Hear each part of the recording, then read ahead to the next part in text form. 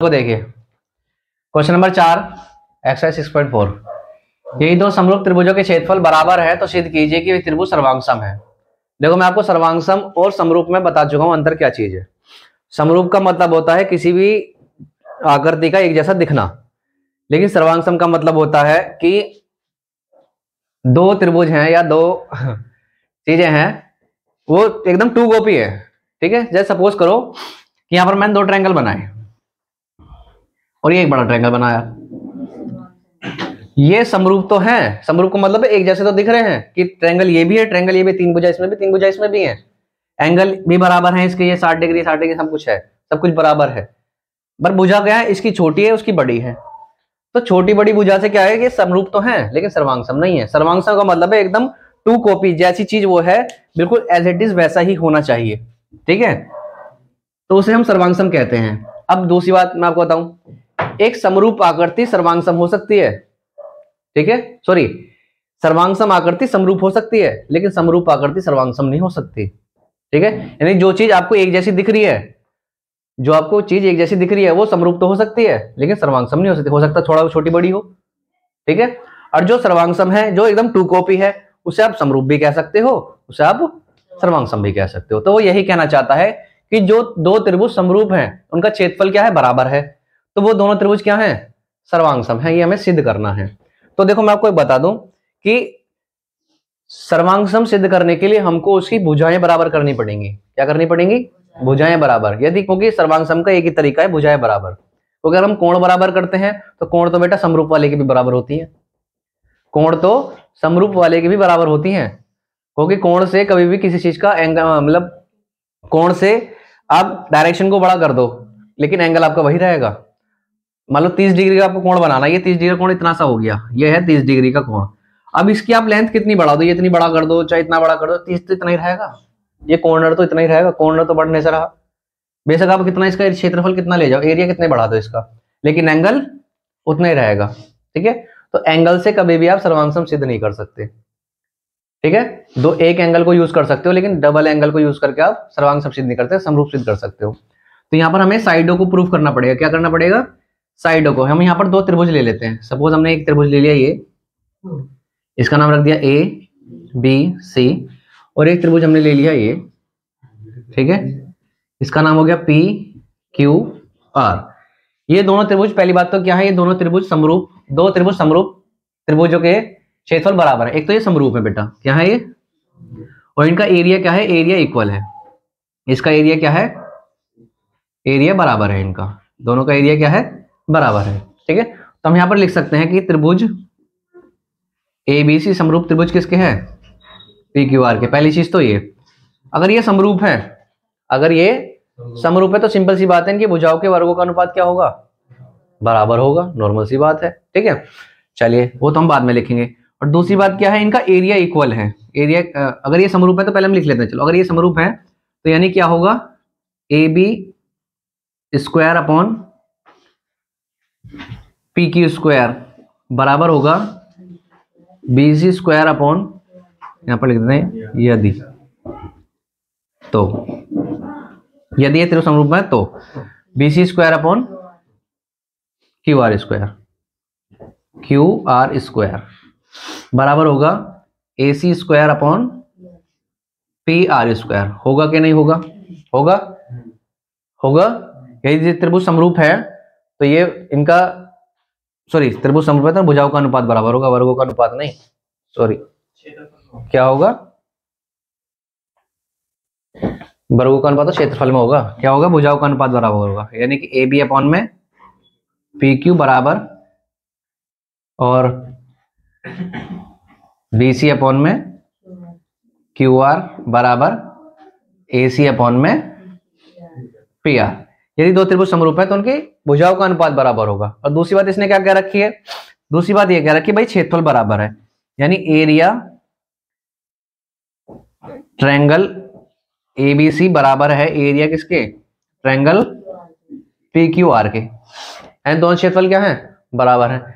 अगर क्षेत्रफल को मैं इसके नीचे लिया हूं तो क्या हो जाएगा भाई, एरिया ट्रायंगल एबीसी अपॉन में क्या हो जाएगा, area triangle P Q R. इधर क्या बचेगा, 1 बचेगा, इधर 1 बचेगा। चलिए, अब क्योंकि दो त्रिभुज समरूप हैं तो एक समरूपता की कसौटी ये भी कहती है, यदि दो त्रिभुज समरूप है, मैं यहां लिख देता हूं, यदि दो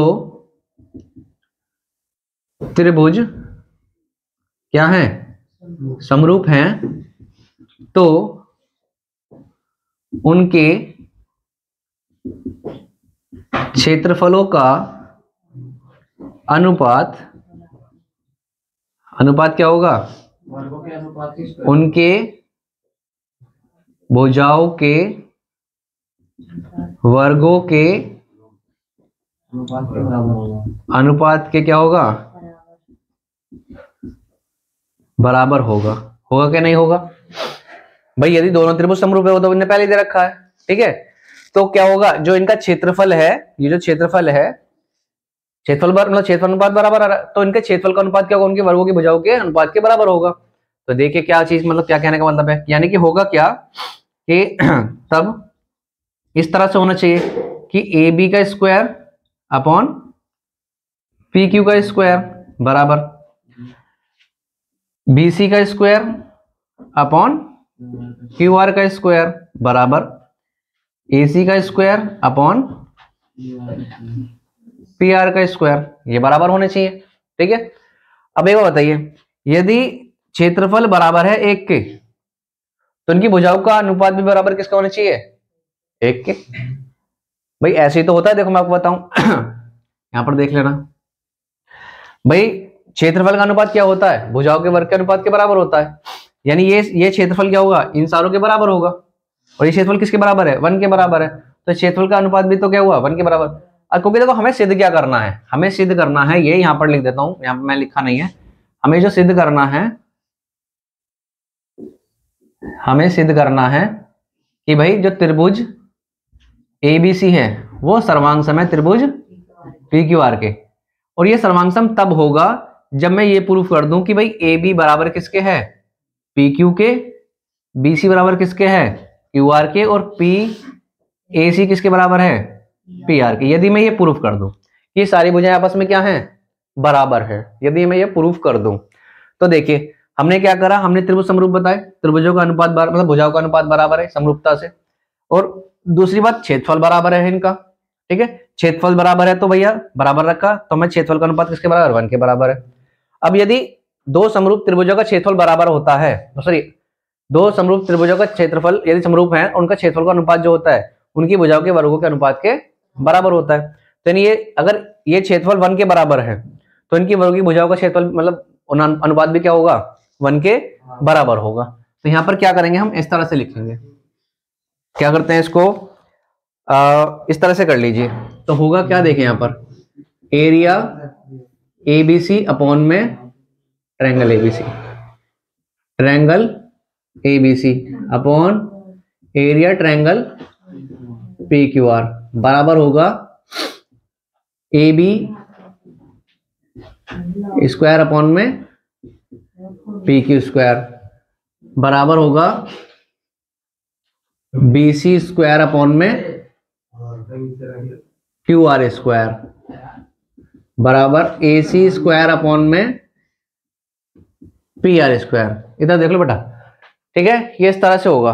अब देखो क्षेत्रफल किसके बराबर है, 1 के, तो नहीं यार क्षेत्रफल में 1 रख दू 1, यानी यहां पर मैंने क्या कर दिया, यहां 1 रख दिया, तो यानी ए बी स्क्वायर अपॉन में पी की स्क्वायर बराबर बी सी स्क्वायर अपॉन में क्यू आर स्क्वायर बराबर ए सी स्क्वायर अपॉन में पी आर स्क्वायर। अब देखो 1 बाय 1 क्या करेंगे, मैं इसको 1 के इक्वल करूंगा, एक को करके दिखाऊंगा, बाकी के लिए इसी प्रकार लिख दूंगा, ठीक है। तो हम क्या करेंगे, ए बी स्क्वायर अपॉन में P Q square is equal to 1, इसकी 1 में मल्टीप्लाई करोगे तो ये हो जाएगा A B square is equal to P Q square, square से स्क्वायर कैंसिल आउट, क्या आ गया, A B is equal to P Q आ गया। अब यहां लिख देंगे सिमिलरली,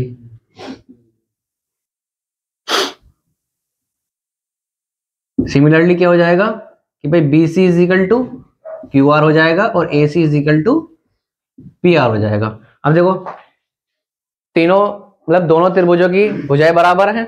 अगर दोनों त्रिभुजों की भुजाएं बराबर हैं तो क्या हो जाएगा, यहां पर लिख देंगे, चूंकि त्रिभुज ABC व त्रिभुज PQR की भुजा क्या है, बराबर है, तब क्या होगा, त्रिभुज ABC कॉन्ग्रेंस त्रिभुज PQR। लो ये प्रूव करना था, ठीक है जी, सही है। मतलब दोनों त्रिभुज क्या है, अगर त्रिभुजों की भुजाएं बराबर है त्रिभुज कैसा होगा, सर्वांग सम होगा, ठीक है। समरूप तो पहले से ही है, समरूप को सर्वांग सम सिद्ध करना है, और समरूप सर्वांग सम तब सिद्ध होगा जब भुजाएं बराबर होंगी। बिना साइड इक्वल किए आप किसी भी समरूप यानी सिमेट्रिकल शेप को कॉन्ग्रेंस